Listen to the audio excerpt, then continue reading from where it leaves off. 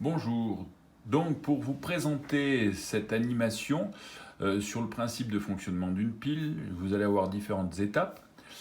Là donc vous avez une pile avec une électrode de cuivre, une électrode de zinc, une solution d'ion zinc et une solution d'ion cuivre. Alors c'est parti, qu'est-ce qui se passe?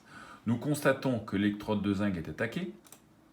Donc s'il est attaqué, le Zn se transforme en Zn2+, mais aussi il y a libération de 2 électrons, donc Zn donne Zn2+, plus 2 électrons.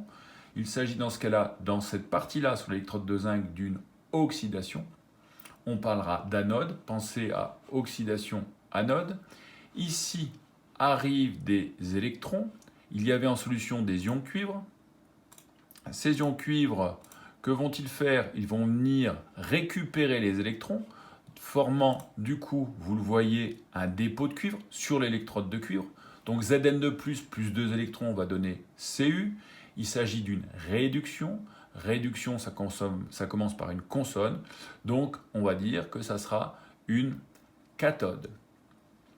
Cathode, consonne, réduction, consonne. Qu'est-ce qui s'est passé?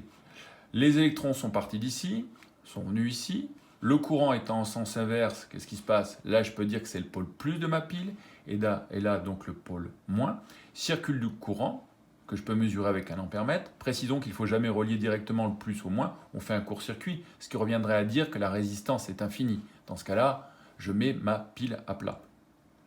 Qu'est-ce qui se passe maintenant concernant la migration au niveau du pont salin? Le principe d'une pile, c'est qu'il doit toujours y avoir continuité électrique. Je fais le geste, hop, il y a toujours continuité électrique.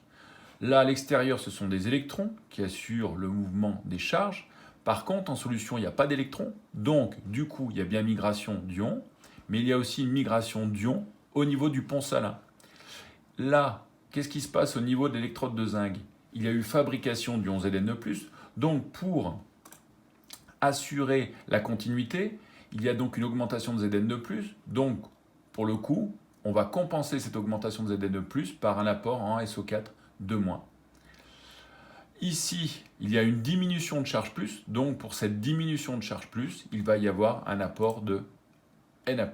Et donc, là, j'ai réalisé une pile zinc-cuivre avec les couples oxydant-réducteurs, Zn2 plus Zn et Cu2 plus Cu. Voilà pour cette animation vidéo. Bonne journée et au revoir, à une prochaine vidéo.